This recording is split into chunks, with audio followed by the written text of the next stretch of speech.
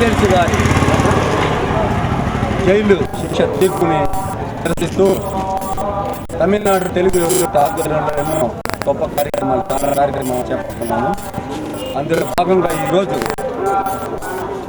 మా అమ్మ కోసం ఈ అమ్మలకు పూజలు అనే కార్యక్రమం పద్మావతి అమ్మవారి సమక్షంలో తిరుచానూరు నందు చేపట్టడం జరిగింది. ఇక్కడి నుంచి ఈ యాత్ర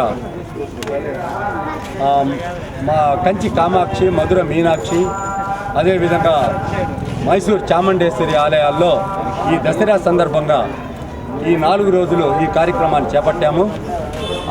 ఈ 4 రోజుల్లో ఈ కార్యక్రమం చేపట్టే కారణాలు ఏంటంటే అమ్మవారు మహాశక్తివంతంగా ఉంటుంది కాబట్టి మా అమ్మ జయలలితకు అన్ని రకాలుగా మనోధైర్యాన్ని, అదేవిధంగా ఈ కోర్టు నిర్దోషిత్వాన్ని తిరిగి చేపట్టి ఆమె ప్రజా జీవితాన్ని ప్రజల్లో ఎంతో ముందుండి ప్రజలకు ఎన్నో సేవలు చేసే హక్కుని, భాగ్యాన్ని కల్పించవలసిందిగా ఆ దేవుణ్ణి కోరుకున్నాము. ఈ కోరికలో మా భాగంగా ఈరోజు ఈ గుడికి వచ్చాము.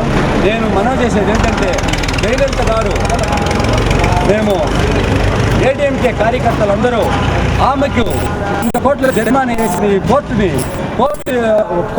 తీర్పుని మేము శిరస వహిస్తూ ఈ 100 కోట్లు మేము సామాన్యమైన కార్యకర్తలు, మేము తమిళనాడులోని జయలలిత అభిమానమైన మేమందరం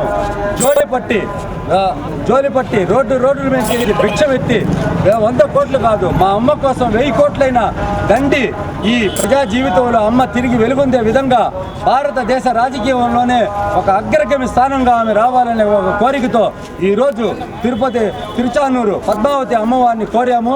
మా కోరికను ఆ అమ్మ మన్నిస్తుందని చెప్పేసి మేము చెప్తున్నాం.